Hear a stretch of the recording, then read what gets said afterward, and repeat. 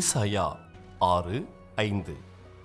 அப்பொழுது நான், ஐயோ அதமானேன், நான் அசுத்த உதடுகள் உள்ள மனுஷன், அசுத்த உதடுகள் உள்ள ஜனங்களின் நடுவில் வாசமாயிருக்கிறவன், சேனைகளின் கர்த்தராகிய ராஜாவை என் கண்கள் கண்டதே என்றேன்.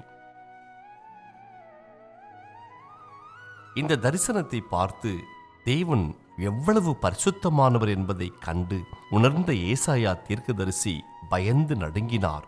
ஆண்டவரின் மகத்துவத்துடன் ஒப்பிடுகையில் தன்னை பாவி என்றும் அழுக்கு என்றும் பாவம் நிறைந்த உலகத்தில் வாழ்கிறவர் என்றும் உணர்ந்தார். இது போன்ற உணர்வு உங்களுக்கு எப்போதாவது வந்ததுண்டா? ஆண்டவர் மகா பரிசுத்தர். மாறாக மனிதர்களோ அழுக்கை விட மோசமானவர்கள் என்றாலும் தம்முடைய மாறா அன்பினாலும் அளவற்ற கிருபையினாலும் ஏசாயா தீர்க்கதரிசியை பரிசுத்தமாக்கினதை அடுத்த வசனங்களில் காண்கின்றோம். ஜெபம். ஆண்டவரே, உமக்கு முன்பாக நிற்கும் எந்த தகுதியும் என்னிடம் இல்லை என்றாலும் இயேசு கிறிஸ்துவின் நீதியால் என்னையும் மூடி உம்முடைய குமாரனாக ஏற்றுக்கொண்டீரே, உமக்கு நன்றி. நான் எவ்வளவு தகுதியற்றவன் என்பதை உணர்ந்து வீண் பெருமைகளில் நாட்டம் கொள்ளாமல் உம் மகிமையை சார்ந்து கொள்ள எனக்கு உதவியருளும்.